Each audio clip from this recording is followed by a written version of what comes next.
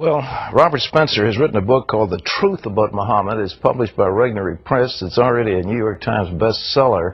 Robert, we welcome you back to the 700 Club. Thanks for being with us. Thank you. Thank you for having me back. Okay, the Koran, central book. You've pointed out that a great portion of it is actually Muhammad justifying himself, like he's going to go to war, so he writes part of the Koran to justify.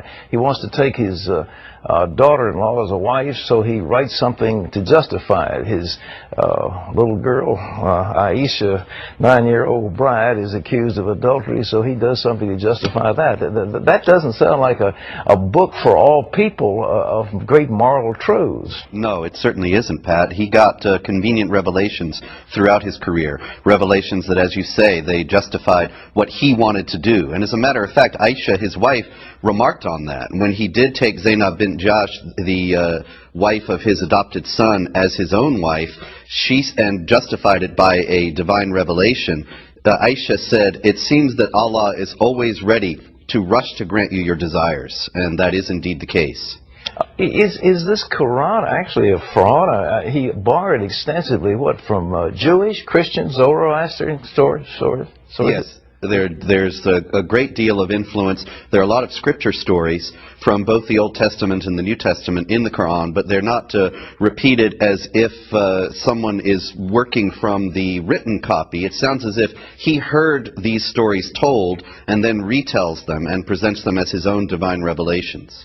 Are you willing to say on this program that this essentially was fraudulent, that these revelations that you said in one place they come from Satan? I mean, what is the source? Was he just deluded or what? Well, certainly they're fraudulent, and certainly in one place he said himself that they came from Satan. I mean, this was a notorious incident in his career, which was immortalized by Salman Rushdie in his book, The Satanic Verses. But he didn't make that up. Muhammad himself at one point got what he said was a divine revelation, allowing these three pagan goddesses to be called upon for intercession by the Muslims. This was in an attempt to reconcile his own tribe, the Quraysh, an Arabian pagan tribe, with the Muslims, because they worshipped those goddesses. But then he realized he had compromised his earlier message, which was a pure monotheism. And so he said Satan had inspired those verses within him, and he canceled them. Well, you know, the president, I think, has done the nation a great disservice by saying, quote, Islam is a religion of peace. It's actually a political system, isn't it? Oh, very much so, absolutely. As a matter of fact, the year 1 in the Islamic calendar is not when Muhammad was born or when he died or when he got what he said was his first revelation from God. The first year of the Islamic calendar is when Islam became a state, when Muhammad became a political and military leader.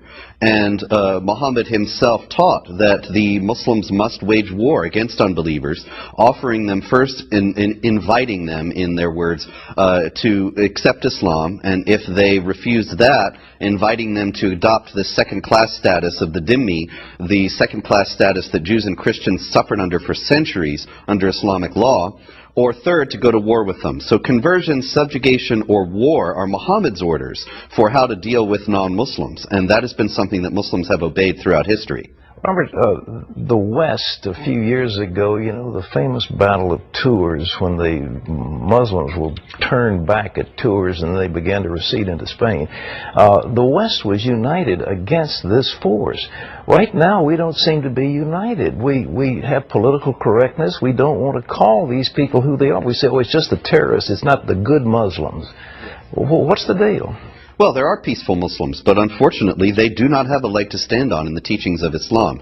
All the sects of Islam that are considered orthodox and all the schools of Islamic law teach that warfare against unbelievers is part of the religion. We can be thankful that many Muslims don't pay attention to that, but we're deluding ourselves if we think that there is some benign core of Islam that does indeed teach peace. When Muslims say that Islam is a religion of peace, they're referring to the peace that will come to the world when the whole world obeys Islamic law, and that peace must be reached through violence. Well, what is the American Islamic Institute that's supposed to be standing up for Muslims, and that man, I forget his name, who's always on television telling us how great the Muslims in America are? Ibrahim Hooper. Ibrahim Hooper.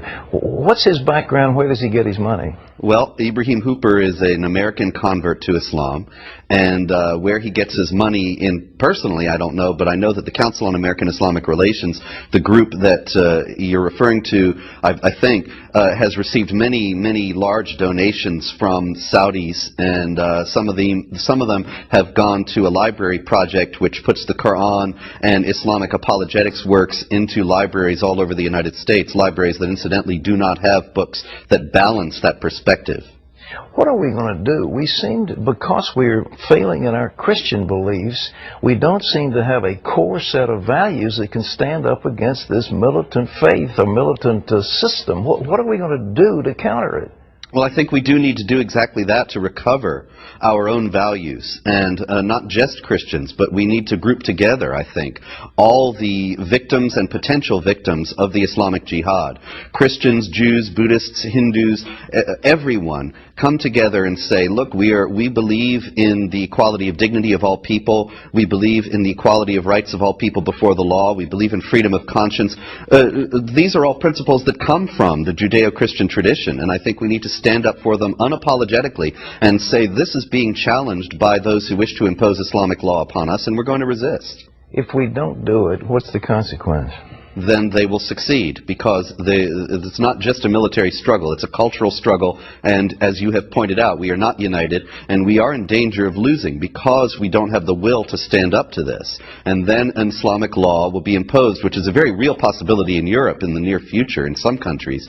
Islamic law will be imposed that denies equality of rights of all people before the law, and will subjugate Christians and others under Islamic law as inferior citizens who do not have equality with the Muslims. And will subjugate women, obviously. Absolutely. As chattels. Yes. Okay. Robert Spencer, thank you. Ladies and gentlemen, you ought to read this. It's a small book, not a big, heavy book, but it tells some things that you need to know about this. And when people are talking about Islam being a religion of peace, this is baloney. It just isn't. It just isn't.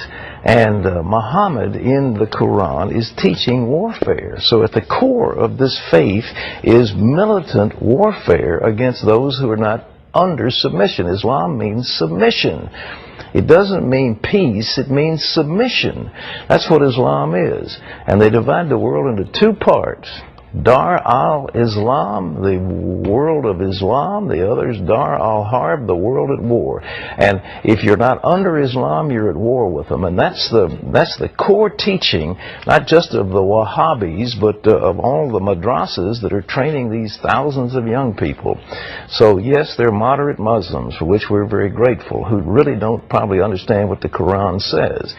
But for those who do, it is violent jihad. And it's time America wakes up before it's too late.